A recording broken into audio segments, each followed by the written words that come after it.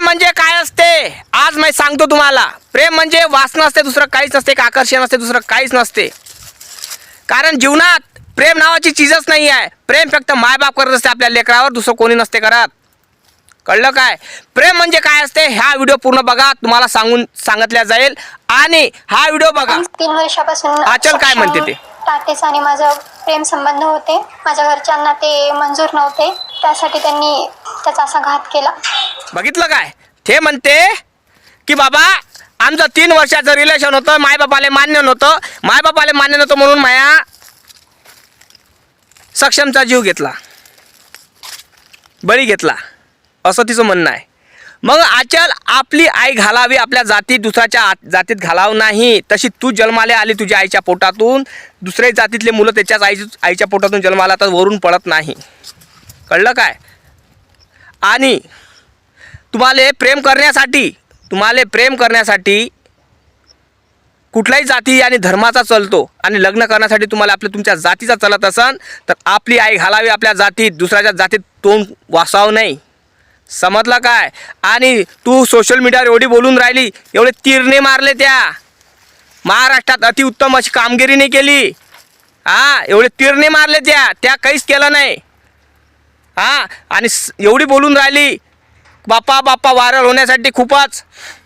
अरे व्हायरल होण्यासाठी कोणी काय करतो, कोणी झाडाशी लग्न करतो, कोणी कुत्र्या मांजराशी लग्न करतो, कोणी प्रेताशी लग्न करते. व्हायरल होण्यासाठी दुसरं काहीच नाही. अरे प्रेमाचा भूत हा 2-3 दिवसाचा आहे तुझा, दुसरं काहीच नाही. अरे सख्या मायबापाची नाही झालीस तू तर आचलच्या आणि आईवडिलाची काय होशील? कळलं काय? तू माझ्या बहिणीसारख्या, लहान बहिणीसारख्या. फक्त एकच सांगतो तुला की तुझ्या ह्या स्टोरीतून जे येणारी जी पिढी आहे, हे जनरेशन आहे, काय घेऊ शकणार ते सांग मला. तुझ्यासारखंच करणार का हे कांड? तू जसं केलं तसं त्याने पण करावं काय? अरे चांगला बोध दिला पाहिजे. आपल्या कहाणीतून, आपल्या स्टोरीतून, आपल्या निश्चयातून, कायच्यातूनही जीवनातून चांगला बोध दिला पाहिजे जनतेला. असं काहीतरी कामगिरी कराव. फालतूस्तपणे कामगिरी करू नका. व्हायरल होण्यासाठी फालतू गोष्टी करू नका, हे माझं म्हणणं आहे. आणि तुला असं वाटत असन का तुला चांगले तीर मारले आचल, तर सरकारला माझं एकच म्हणा, हिला भारतरत्न देऊन द्या, एखादा पुरस्कार देऊन द्या. म्हणजे काय की येणारी जे पिढी आहे, जे लोक आहे महाराष्ट्रातले, भारतातले लोक काय करणार, यांच्या प्रेमात काहीतरी धोका भेटला, यांच्या प्रेमात काहीतरी वादिवाद निर्माण झाला तर आचलला भेटणार. म्हणजे लवगुरू साबित करून टाका आचलला. वा रे वा दुनिया. अरे प्रेम म्हणजे एक वासना असते. प्रेम म्हणजे आकर्षण असते, दुसरं काहीच नसते. कळलं काय? नाही कळलं? सांगतो मी तुम्हाला. पती पत्नीचं नातं हे कसं असते माहिती आहे तुम्हाला? लग्नाचं नातं असते. लग्नाचं ते पवित्र रिश्ता असतो, पवित्र नातं असते, अटूट बंधन असते. बंधन केव्हा असते? केव्हा असते? जोपर्यंत ते पवित्रताच न चलते तोपर्यंत बंधन असते. नाहीतर मग काय, कोर्टाच्या कोठडीत मिळते, कोणी कायच्यात मिळते, कोणी कायच्यात मिळते.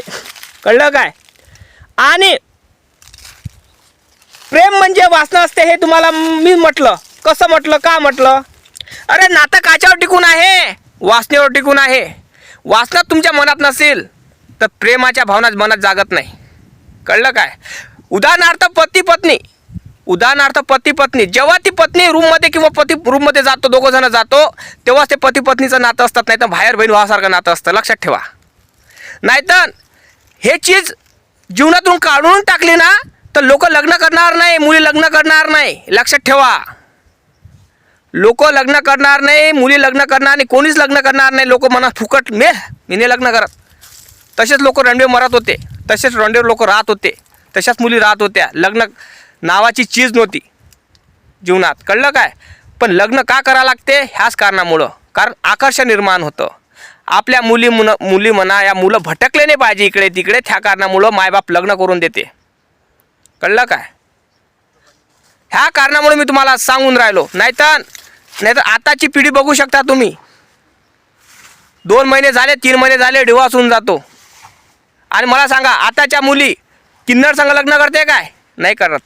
आणि एखादा आपला नवरा काहीतरी म्हणजे माणसात नसला त्याला सोडून देते. म्हणजे त्या नवऱ्याला माणसातही असलं पाहिजे, तेव्हा ते नातं टिकते. कळलं काय? मग सांगा मला तुम्ही, हे नातं कायच्यावर टिकून आहे? त्याच्यावर टिकून आहे. ते नातं त्या कारणामुळं बंदिस्त आहे.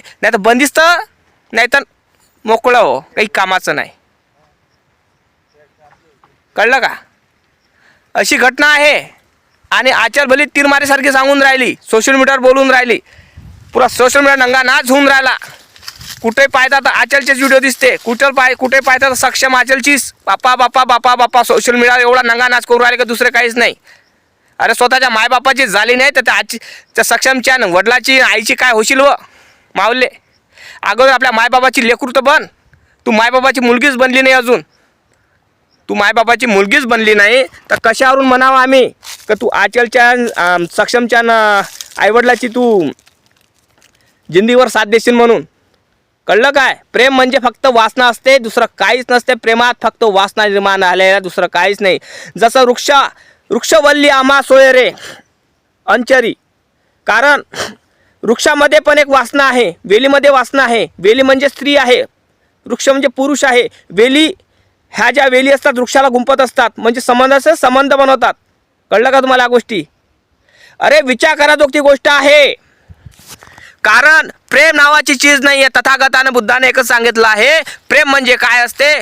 प्रेम म्हणजे पहिल्या काळी केलं जात होतं, जे माता रमाईनं बाबासाहेबांना केलं. जीवनाचा त्याग केला रमाईनं बाबासाहेबासाठी. हर सक्सेस आदमी के पीछे औरत का हात होता है, हे सही आहे. कारण बाबासाहेब सक्सेस नव्हते तर रमाईमुळे सक्सेस झाले. बाबासाहेब आंबेडकर कोणामुळे घडले? रमाईमुळे घडले. हे याला प्रेम म्हटल्या जाते. असं प्रेम दाखवा बरं मला तुम्ही. आहे का जिवंत? असं प्रेम जिवंत आहेच नाही, होणार पण नाही. कारण बाबासाहेबाची परशाई रमाई होती हे तुम्हाला माहीत आहेच. त्या माऊलीनं काय नाही केलं, आपल्या जीवनाचा त्याग केला, स्वप्न त्यागले, सुखदुःख त्यागले, सगळ्या गोष्टी त्यागल्या फक्त आपल्या नवऱ्यासाठी. मग विचार करा जोगती गोष्ट आहे दादा. प्रेम याला म्हटलं जाते, रमाईसारखं प्रेम पाहिजे, बाबासाहेबासारखं प्रेम पाहिजे. हे फोकलट प्रेम काय कामाचं प्रेम आहे? काय कामाचं? दिखावा, दुसरं काहीच नाही. फळफळून राहिली, माझा सक्षम, तुझा सक्षम, याचा सक्षम, तोचा सक्षम. अगं सक्षम नावाची मुलं भरपूर आहे जीवनात, पण तुझ्या संग जो प्रेम करत होता तो जीवनात राहिला नाही आता. सक्षम नावाची मुलं भरपूर आहे, पण सक्षम नावाचा जो मुलगा होता तुझ्या जीवनात तो राहिला नाही. कारण तुझ्यामुळं मेला तो. त्याने आपलं जीवन तुझ्यामुळं अर्पित केलं. तू प्रेमच नसतं केलं, तुमचा लफडच नसतं राहिलं तर प्रेम तुमचं लफडच नसतं राहिलं तर तो मेला नसता. कळलं काय?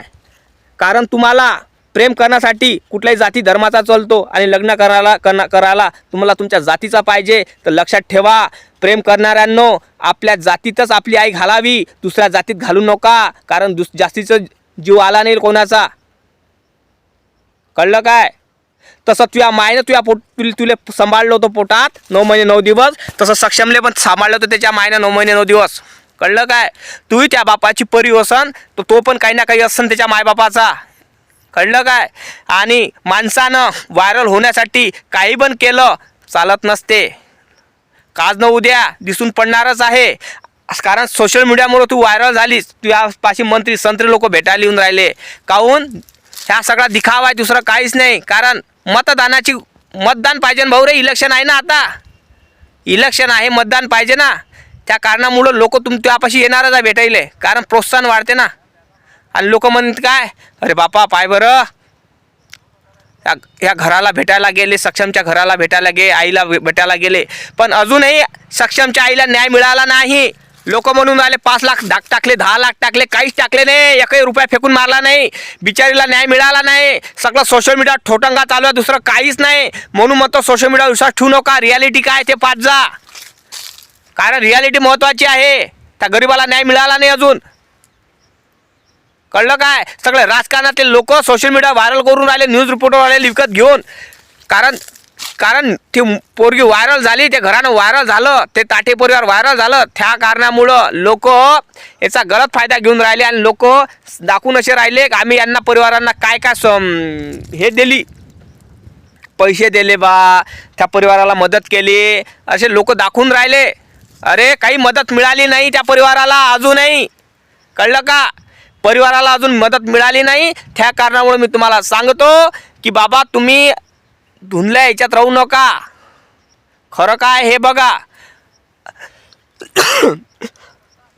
व्हिडिओ आवडला असाल नक्की लाईक आणि चॅनलला सबस्क्राईब करायला विसरायचं नाही. फेसबुकवर बघत असताना फॉलो करायला विसरायचं नाही. कमेंट करून सांगा खरं बोलतो की काय.